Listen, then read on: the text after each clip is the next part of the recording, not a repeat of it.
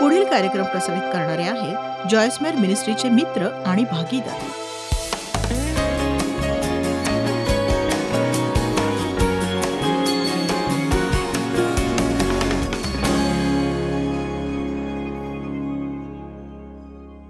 आपण शिकायला हवं की एखादी गोष्ट चुकीची वाटत असतानाही योग्य प्रकारे कशी करावी.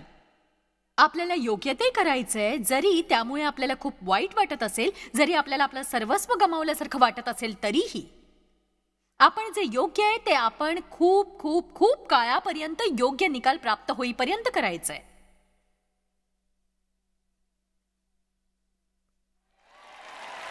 तुमच्याशी मी खोटं बोलणार नाही. मी तुम्हाला असं सांगणार नाही की प्रार्थना केली की लगेच उद्या तुम्हाला ते प्राप्त होईल, पण कदाचित तसं घडू शकेल, पण साधारणतः नाही. म्हणूनच मी सांगतेय की तुमची खरी गरज देव निश्चितच भागवेल. तो तुम्हाला देईल. तुमची काही स्वप्न असतील, तुमचा दृष्टांत असेल, तर तो मागे राहणार नाही, तो उशीर करणार नाही. तो त्याच्या निश्चित समयी, कधी ते मी सांगू शकणार नाही, पण आपल्या जीवनात त्याची वेळ निश्चित असतेच.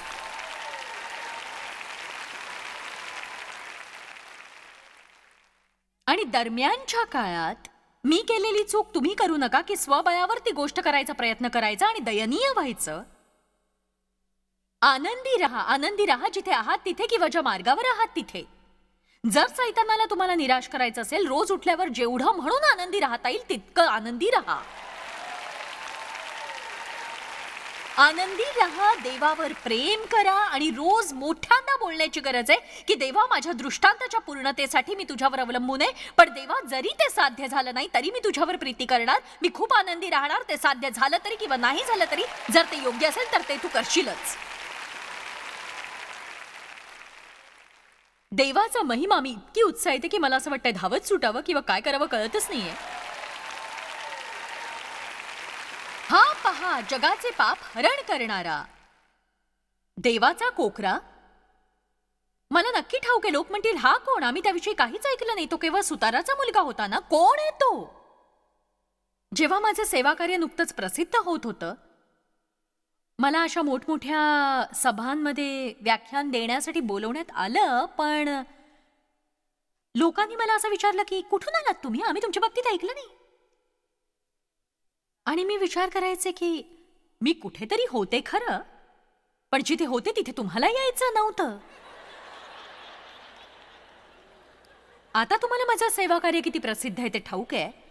हा खाजगी आयुष्याचा परिणाम आहे.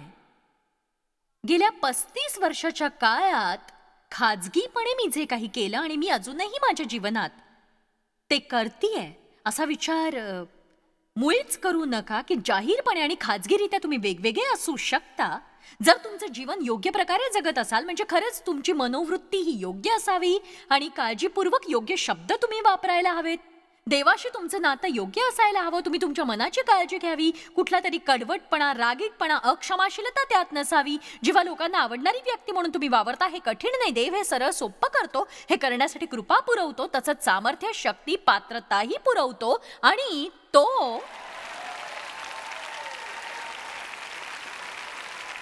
आणि तो त्याला हवं असतं तुमचे दृष्टांत आणि स्वप्न पूर्ण व्हायला, पण तुमच्या जीवनातली ती त्याची प्रथम आवश्यकता नसते. तुम्हाला हवंय त्यापेक्षा अधिक देणं, त्याला हवं तसं तुम्हाला घडवावं असं त्याला वाटत असतं.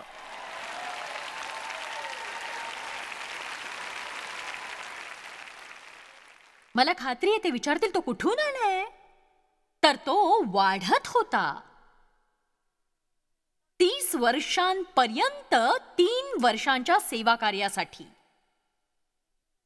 पण ही 3 वर्ष खूप सामर्थ्यपूर्ण होती, जेव्हा देवाने त्याला प्रकट केलं की ज्याचा परिणाम जगभरातील लोकांवर प्रति दिवशी होत आहे.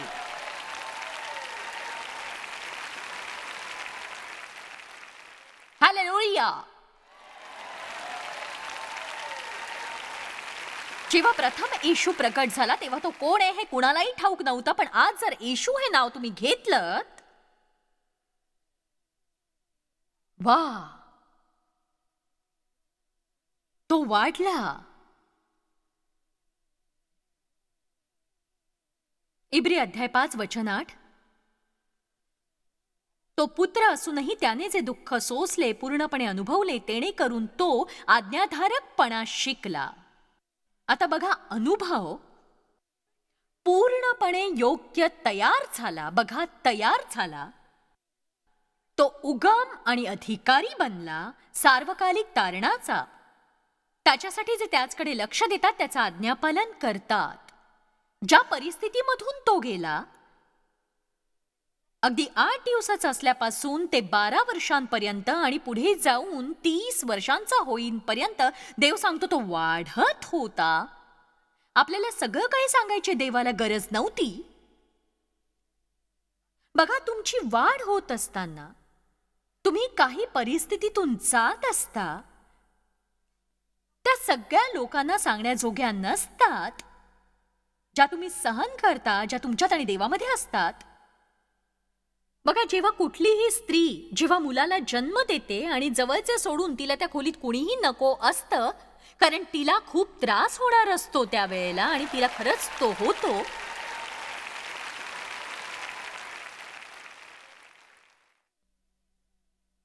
आणि तुमचा मार्गदर्शक पवित्र आत्मा सांगत असतो, जोर लाव. पुष्कळ लोकांना बाहेर जाऊन मोठं कार्य करायचं असतं, पण त्यांच्याकडे अनुभव नसतो, त्यांच्याकडे साधनं नसतात. जर घरी मला सुताराला बोलवायचं असेल तर मी अनुभवी सुतार पसंत करीन, नक्कीच. मला असा कुणीतरी शिकाऊ सुतार चालणार नाही. साधन सामुग्री असलेला हवा. साधनाशिवाय आला तर उपयोग काय मग त्याचा? तो मला विचारेल, तुमच्याकडे साधनं आहेत का? मला तुमचं काम करायचंय, मला काहीच अनुभव नाहीये, माझ्याकडे साधनं नाहीयेत. पण त्याने काही उपयोग होत नाही. आपल्याला अनुभवी हवाय, आपल्याला साधनं असलेला हवाय. ऐकवणार नाही असं काही मी तुम्हाला सांगते. तुमच्याकडे जीवनातील चांगल्या काळातला अनुभव नकोय, तर कठीण काळातला अनुभव असायला हवा. जीवनातल्या चांगल्या काळातली साधनं तुम्हाला नकोय, तर साधनं हवी आहेत कठीण काळातली.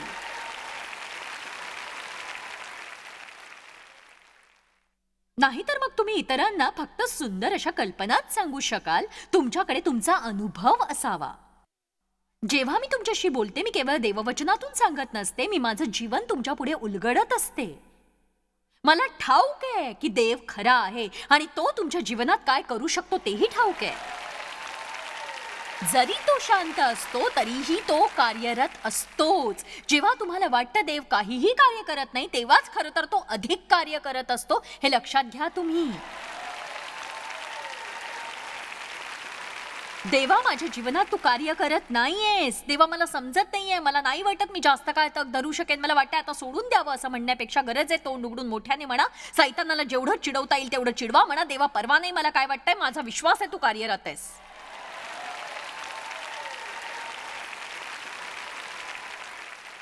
तुम्ही काय विचार करायला हवाय यापेक्षा तुम्ही या शांततेच्या काळात आपल्या तोंडाने काय बोलता हे जास्त महत्वाचं आहे.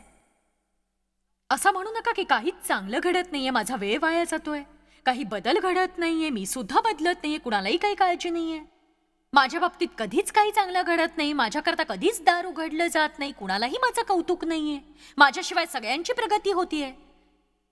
असं म्हणत त्याच डोंगराभोवती पुटपुटत बडबडत गोंधळल्यासारखे वारंवार फिरत राहाल तुम्ही. नको त्याच गोष्टी आठवत राहाल, जणू ते घडत असल्यासारखं.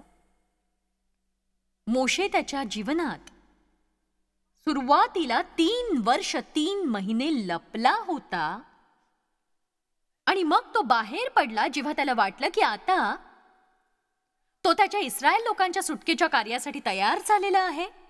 जेव्हा त्याला 40 वर्ष रानावनात पाठवण्यात आलं, प्रत्येक जण विसरून गेला तो कोण होता. त्यांना परवा नव्हती, तो फारोचा मुलगा होता म्हणून कुणीही कधी मोशेचा विचारच केला नाही, त्याच्याबाबत चर्चा केली नाही. कोणाला परवा नव्हती तो कुठे होता याची, कोणी त्याला शोधायला गेलं नव्हतं. पण देवाला ठाऊक होतं त्याचं ठाव ठिकाणं. योग्य वेळी जळत्या झुडपातून देव प्रकट झाला आणि त्याचा उपयोग केला. कुणालाही त्याच्या मागे काय घडलं हे ठाऊक नाही आणि मलाही नाही हे सांगण्याची बायबलला आवश्यकता नाही भासली, पण तो वाढला.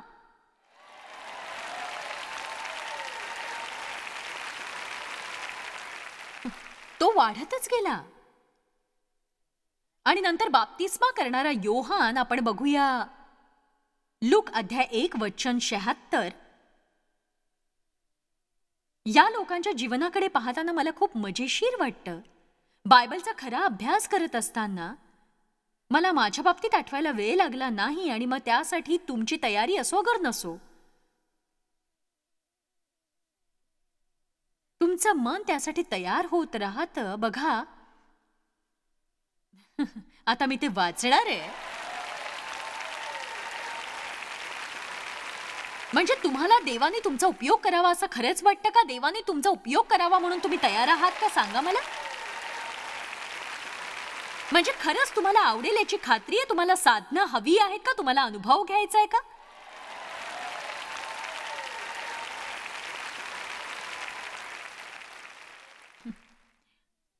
दोन मुलांची आई येशूकडे येऊन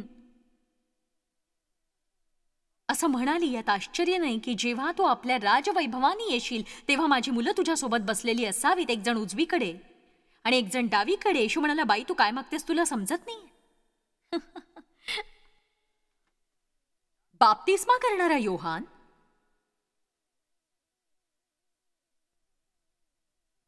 लूका अध्याय 1 वचन 76 मध्ये,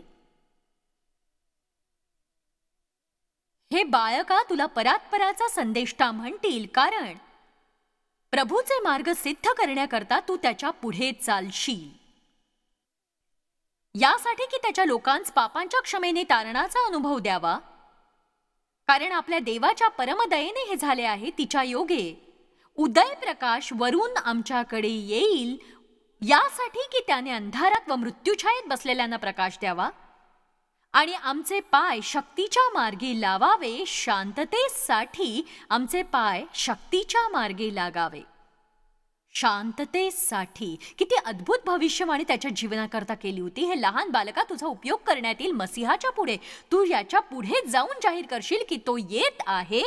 वचन 80. आणि ते बालक वाढत गेले.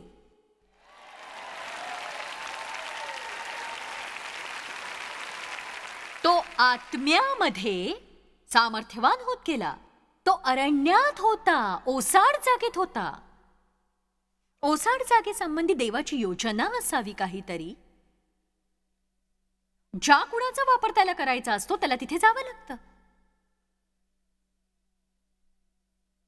त्या दिवसानंतर त्याला तिथे पाठवण्यात आले, रानात रवाना केले, आणि मला काही तो फार वयस्कर असल्याचं जाणवलं नाही. जोवर तो बाहेर पडून घोषणा करत होता, वेड्यासारखा सांगत होता, पश्चाताप करा कारण देवाचे राज्य जवळ आले आहे.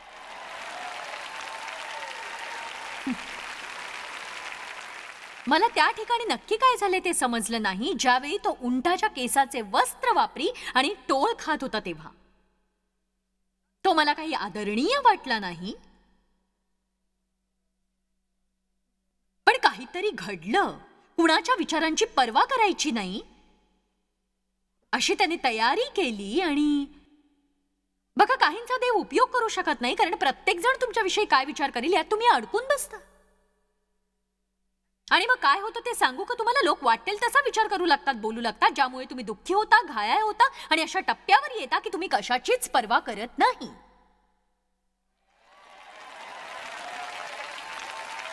चला आता,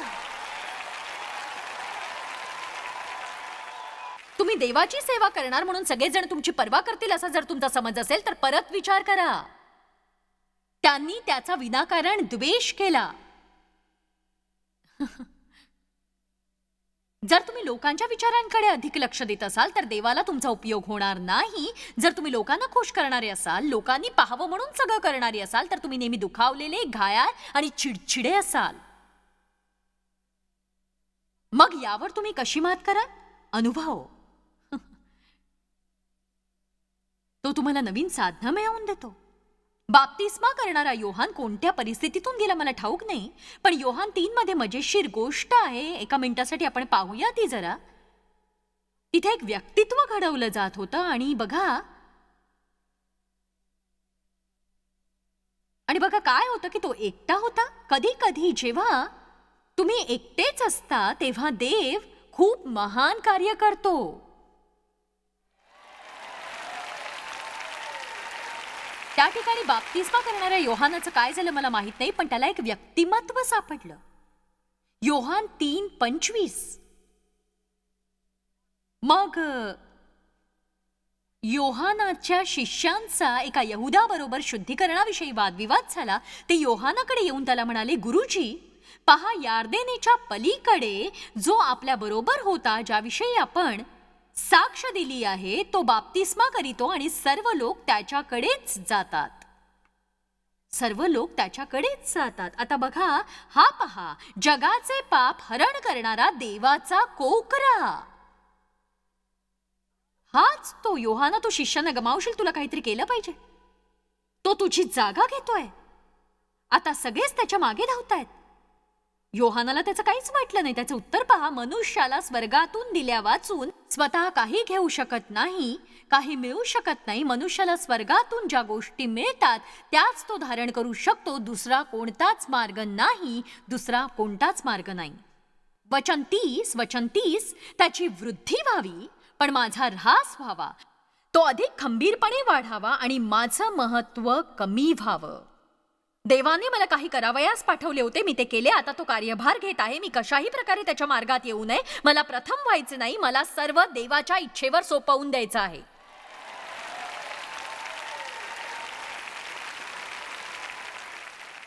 तुम्हाला समजायला हवं, जे देवाला हवं असतं ते कसं करायचं. कार्य करायची आणि थांबायची वेळ कोणती, आणि ती जर वेळ असेल थांबायची, शांतता वर्ष, ते येशूसाठी होतं. बाप्तिस्मा करणाऱ्या योहानासाठी होतं, मोशेसाठी होतं. योसेफ 13 वर्ष तुरुंगात होता, जे त्याने केलं नाही त्यासाठी. पण नंतर तुरुंगातून सरळ महालात. ठीक आहे जॉयस, तू शांतता वर्षांबाबत बोलतीयस. मला वाटतं माझं जीवनच शांततेचं होतं. कधी कधी माझ्यासाठी काही घडणार आहे. निश्चित कधी ते मी सांगू शकत नाही, पण साधारणपणे ते होईल अकस्मात. जसं अचानक येशूला दाखवण्यात आलं, हा पहा, जगाचे पाप हरण करणारा देवाचा कोकरा. अचानक मोशेला जळतं झुडूप दिसलं आणि देवाने त्याला पाचारण केलं इस्रायल लोकांना बाहेर काढण्यासाठी, चमत्कारांद्वारे, सामर्थ्याने, तांबड्या समुद्राच्या दुभंगण्याद्वारे आणि मानण्यासारख्या मोठ्या चमत्कारांद्वारे. उत्तम, आश्चर्यकारक, विजनवासाची केलेली तयारी. मी पैजेवर सांगते, जेव्हा त्याने तांबड्या समुद्रावर काठी उगारली आणि त्याला त्याचं साधन मिळाल्याचा अत्यानंद झाला. मी खूप खुश आहे. मी खूप आनंदी आहे. मला अनुभव मिळालाय. या आनंदाचं वर्णन कसं करू याचा मी विचार करतोय. ज्यातून मी पार गेले, ज्या कशातून मी पार गेले, त्या जगण्याचा मी द्वेष करायचे. पण अरे बाप रे, आता मी खुश आहे, कारण मी त्यातून पार गेलेले आहे. माझ्यापेक्षा या संधीचा तुम्ही अधिक चांगल्या प्रकारे लाभ घ्या. तुम्ही जर असं केलं तर पार जाण्यासाठी माझ्यासारखा जास्त काळ तुम्हाला लागणार नाही. तुम्ही सोडून देऊ नका, बाहेर पडू नका. उठल्यावर म्हणा, आज माझ्या जीवनात काहीतरी चांगलं घडणार आहे. माझ्या जीवनात आज अचानक काहीतरी येणार आहे. अचानक देव कलाटणी देऊ शकतो. जर आज योग्य दिवस असेल तर आजच माझ्या जीवनाला कलाटणी मिळेल. पण मी बाहेर पडणार नाही. मी सोडूनही देणार नाही. त्याची वाढ झाली. पौल लपून बसला. देवाचं पाचारण झाल्यावर तो काही योग्य असा व्यक्ती नव्हता. मी सुद्धा चांगली नव्हते, म्हणजे मी काही उचित उमेदवार नव्हते. म्हणून माझे मित्र हे समजू शकले नाहीत की त्यांनी जे केलं त्या विचारांसाठी त्यांना दोष देता येणार नाही, कारण मी खरंच फार उपयुक्त अशी साधन नव्हते. म्हणजे ते म्हणायचे की तुझं व्यक्तिमत्व जोरदार आहे, पण तुझा आवाज वाईट आहे, तुझा स्वभाव वाईट आहे, तुझं शिक्षण पूर्ण आहे. त्यांचं बरोबर होतं. पण देवाने माझ्यावर अभिषेक केला. म्हणजे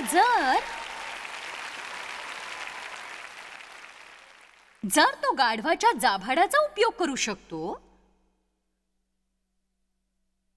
काय कळतंय का तुम्हाला मी काय म्हणते? म्हणजे मोशेकडे केवळ काठी होती. देवाने विचारलं, तुझ्या हातात काय? अरे, ही तर केवळ काठी आहे, ती खाली टाक. देवाने ती सामर्थ्याने भरली, आता उचलून घे. लक्ष द्या, तुमच्याकडचं सगळं जर तुम्ही सोडून द्यायला तयार झालात तर देव तुम्हाला संपूर्ण सामर्थ्याने भरतो आणि परत उचलून घ्यायला सांगतो. सर्वसाधारण स्त्रियांपेक्षा माझा आवाज जरा वेगळा आहे आणि मला माझा आवाज आवडत नाही, त्यामुळे मी दुःखी व्हायचे. देवाने विचारलं, तुझ्याकडे काय येतो? खाली टाक. त्याने ते सामर्थ्याने भरलं आणि आज जगभरातील लोक तो आवाज ऐकतायत. आहो, देवाची कार्यशैली अद्भुत आहे. देवाला गोष्टी गुप्तपणे करायला आवडतात. स्तोत्रसंहिता 139 नजर टाकली तर माझा मुद्दा तुम्हाला समजेल. अचानकपणे पौल सिलास मध्यरात्री गाणी गात असताना तुरुंगाचं दार उघडलं. 12 वर्ष रक्तस्रावाने पीडित स्त्री सगळ्या डॉक्टरांकडे जाऊन आलेली अचानकपणे बरी झाली ती.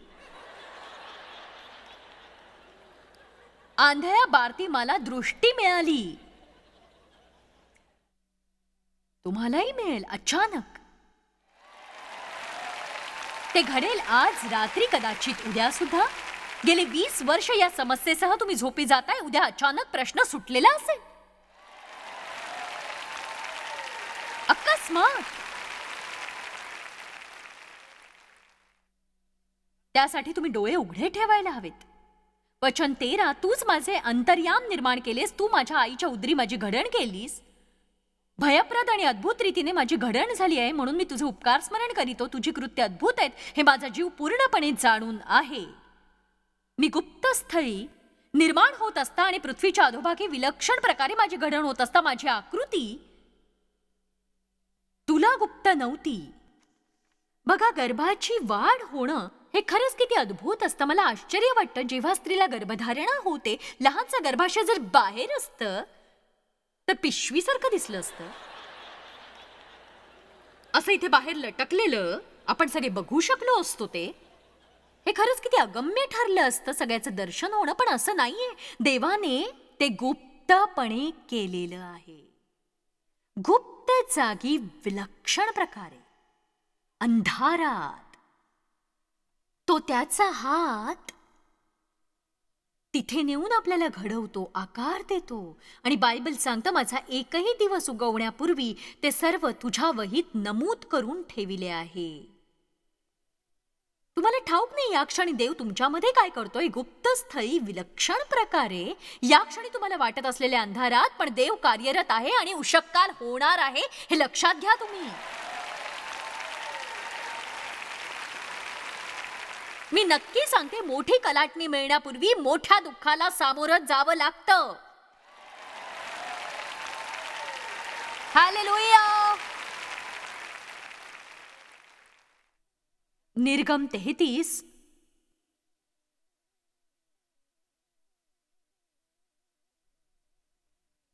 मोशेला देवाला पाहायचं होतं.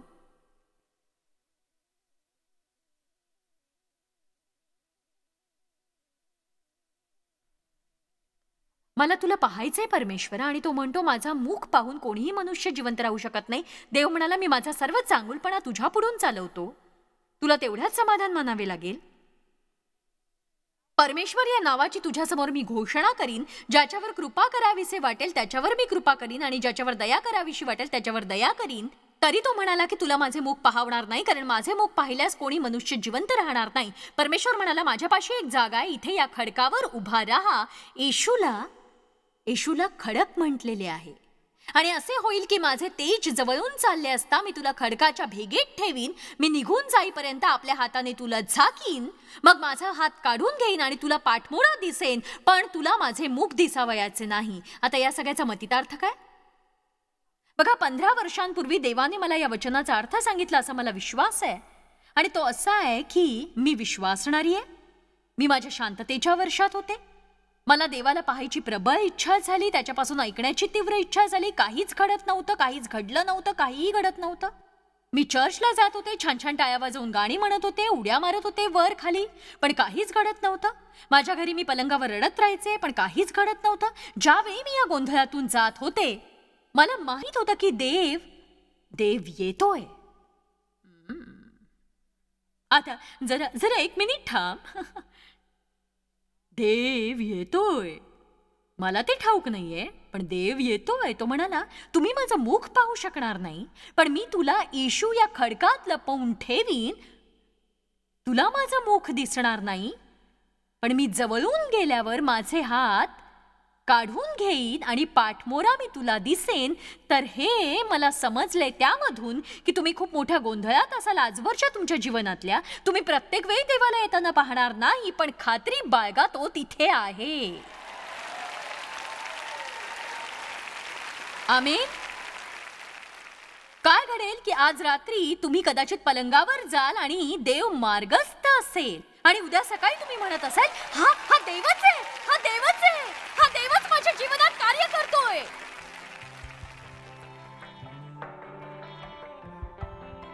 मला वाटतं आजच्या शिक्षणामुळे तुम्हाला प्रोत्साहन मिळालं असेल तुमचं लक्ष समोर ठेवण्यासाठी, पण तरीही देवावर विसंबून राहा तुमच्या जीवनात त्याला हवं असलेलं करण्यासाठी.